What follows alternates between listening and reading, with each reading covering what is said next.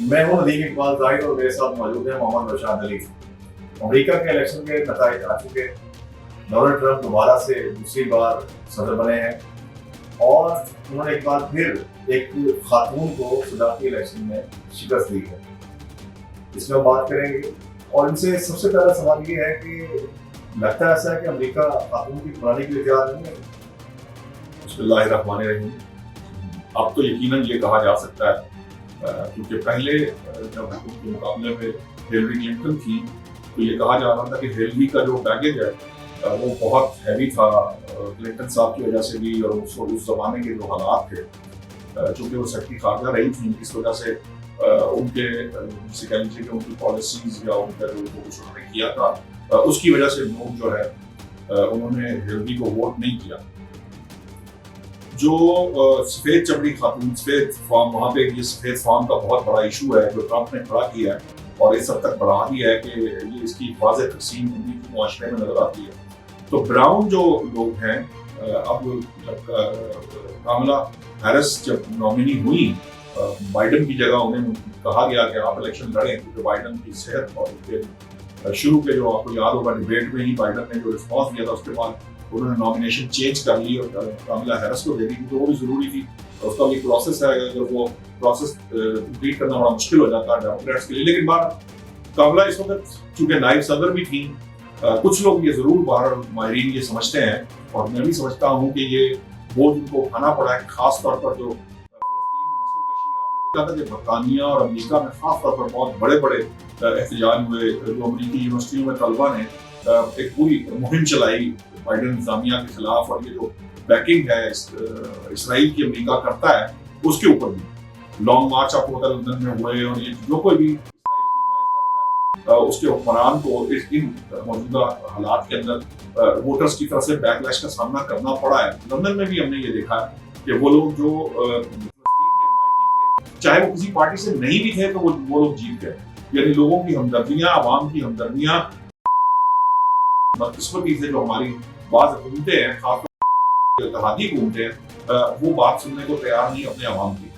तो ये एक बहुत बड़ा मेजर फैक्टर था। मुस्लिम वोटर भी इसकी वजह से, पूरा जो ओवरऑल मुस्लिम वोटर है वो भी शायद बावजूद इसके के जो कामला है वो ब्राउन है, लेकिन उसके बावजूद उन्होंने उनको वोट नहीं किया।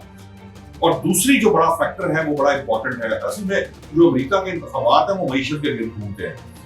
माशी हालात अमेरिका के बहुत जैसे कह लें अच्छे नहीं हैं। वहाँ पे खरबों डॉलर का कर्ज उन पे हो चुका है, वहाँ पे महंगाई भी बहुत ज़्यादा है, वहाँ पे किराए बहुत ज़्यादा है, वहाँ पे बेरोजगारी बढ़ रही है, और ये इस तरह के हालात हैं जिसको सामने रख कर जो ट्रंप है वो मईशत पे फोकस करते हैं और माशी नारा ही लगाते हैं। उन्होंने पिछले इंतखाबात में भी मईशत की बात ही की थी और मईशत पर नारे लगाए थे।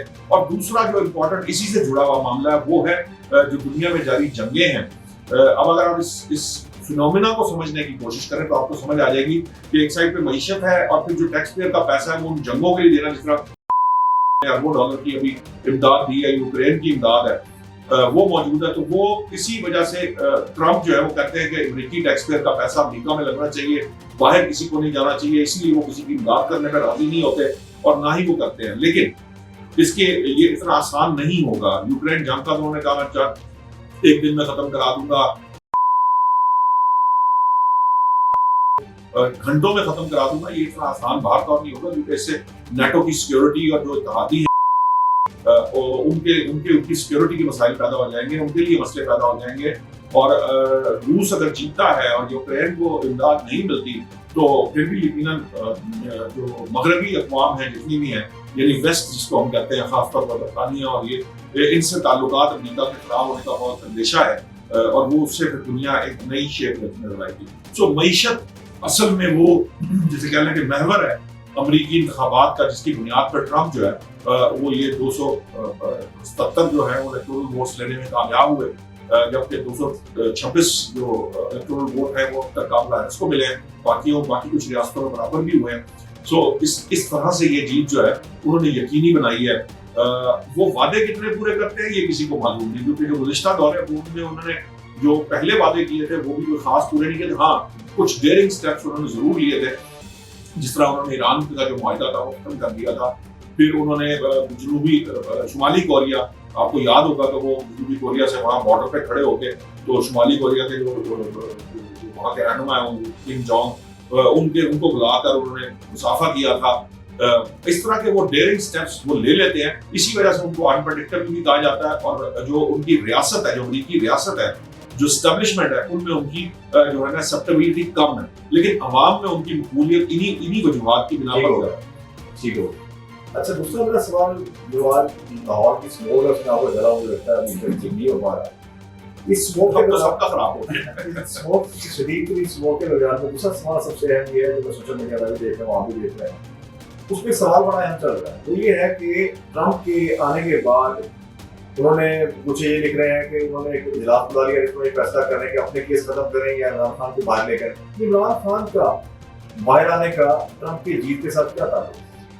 اچھا, میں آپ کو دلچسپ بات بتاؤں, میں ذاتی طور پر شاید ہمارے پاکستان کے صاحب کے دوستوں کے بات پسند نہ آئے, لیکن کیوں نہ آئے, یہ ایک سوال ضرور میں ان سے کروں گا جب ان کو پسند نہیں آتی تو.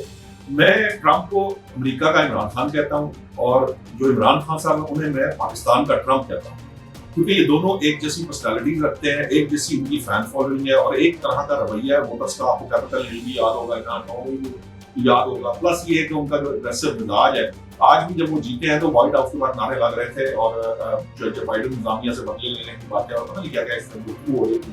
تو یہ جو اگریسو نیچر اور اگریسو ہے, یہ عوام کو اپیل اس لیے کرتی ہے کہ ان کی جو ان کی جسے کہنے کہ جو ان کی زندگی میں کمی کوتاہی ہوتی ہے یا کمیاں ہوتی ہیں یا ان کے ساتھ کچھ زیادتیاں ہوئی ہوتی ہیں, یہ اس کو, یہ سلطان راہی کا جو کریکٹر ہے یوں سمجھیے آپ, عام لوگ اس طرح سمجھیں گے سلطان راہی کس خاصیت کے لیے تھا کہ جب آپ کسی ایس ایچ او کو, کسی پولیس والے کو کچھ نہیں کہہ سکتے, سلطان راہی جب اس کو اس ایس ایچ او کو پیٹتا ہے تو وہ لوگ بڑی خوشی سے دیکھتے تھے اور وہ فلمیں بڑی ہٹ ہوتی تھی. بالکل وہی کام ہے کہ اسٹیبلشمنٹ کو جب ٹرمپ جو ہے وہ للکارتے ہیں یا عمران خان صاحب للکارتے ہیں تو یہ دنیا میں ہر جگہ بکتا ہے, پاکستان میں یہ خاص طور پر اس وقت بک رہا ہے. لیکن جہاں تک بات آپ کر رہے ہیں کہ جی پی ٹی آئی خوشیاں منا رہی ہے یا الوی صاحب ٹویٹ کر رہے ہیں یا لوگ یہ سمجھ رہے ہیں کہ ٹرمپ صاحب آئیں گے, آپ نے تو خیر اجلاس کا بھی کہہ دیا اگرچہ کہ یہ عذرائے بتا کی ہے, لیکن یہ پی ٹی آئی یہی سمجھ رہی ہے کہ وہاں پہ ابھی جب وہ حلف اٹھانے سے پہلے ہی شاید اجلاس کر کے پاکستان فون کر کے کہیں گے کہ عمران خان صاحب کو چھوڑو, میں نے ملنے آنا ہے یا انہوں نے مجھے ملنے پہنچنا ہے. یہ اس طرح نہیں ہوتا, نہ اس طرح ہوتا ہے. جو ریاستیں ہیں ان کے مفادات جو ہوتے ہیں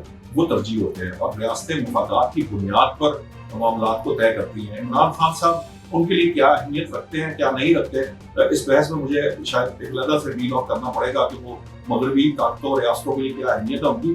لیکن فی الحال ٹرمپ کے پاس اپنے ان کی پلیٹ میں پہلے بہت کچھ ہے, اور جو وعدے انہوں نے خاص طور پر یوکرین, فلسطین اور اس معیشت جو کیے ہیں, ہو سکتا ہے کہ ان کو آئندہ چند ماہ تک شاید کوئی بندہ ان کا کے سامنے پاکستان کا نام تک نہ لینے کی پوزیشن ہو.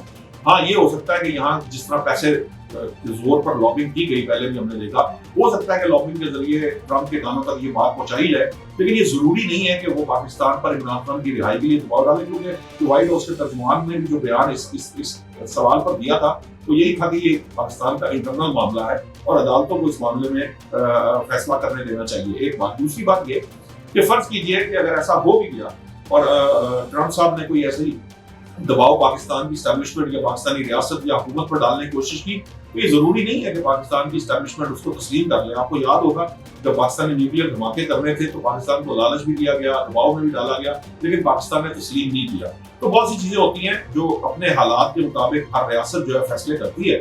تو ہو سکتا ہے کہ شاید ان کی امید بارہ ہے پاکستان طریق. ہم تو یہ چاہتے ہیں کہ اگر وہ یہ سمجھتے ہیں یا وہ چاہتے ہیں کہ عمران خان صاحب کی رہائی ہو تو ہمیں خوشی ہوگی اگر ان کی یہ امید بارہ ہے. لیکن مجھے لگتا ہے کہ یہ ذرا زیادہ توقعات لگائی جا رہی ہیں ٹرمپ صاحب سے بھی, اور شاید زیادہ ایکسپیکٹ کیا جا رہا ہے کہ وہ ویسے خواجہ آصف صاحب کہہ چکے ہیں کہ عمران خان صاحب کی جو ہے نا بیماری کے بہانے وہ بھی باہر جانا چاہتے ہیں.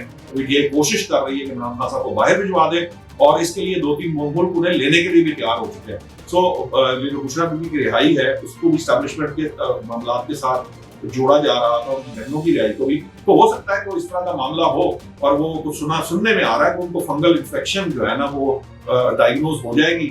اگر وہ ہو گئی تو ہو سکتا ہے وہ ایسی انفیکشنل ہوگی جو ڈیزیز ہے جس کا علاج پاکستان میں ممکن نہیں ہوگا. جس طرح نواز شریف صاحب کے پلیٹلیٹس جو تھے وہ پاکستان میں پورے نہیں ہو رہے تھے, وہ برطانیہ جا کے پورے ہوئے تھے. تو ہو سکتا ہے کہ عمران خان صاحب جو ہے وہ بھی چلے جائیں. لیکن یہ ابھی یہ ساری जो बातें हैं इसमें कुछ हकीकत जो मैं आपको बताई है, और बहुत सारा जो है इसके अंदर फिक्शन या कहानी है। बहुत शुक्रिया।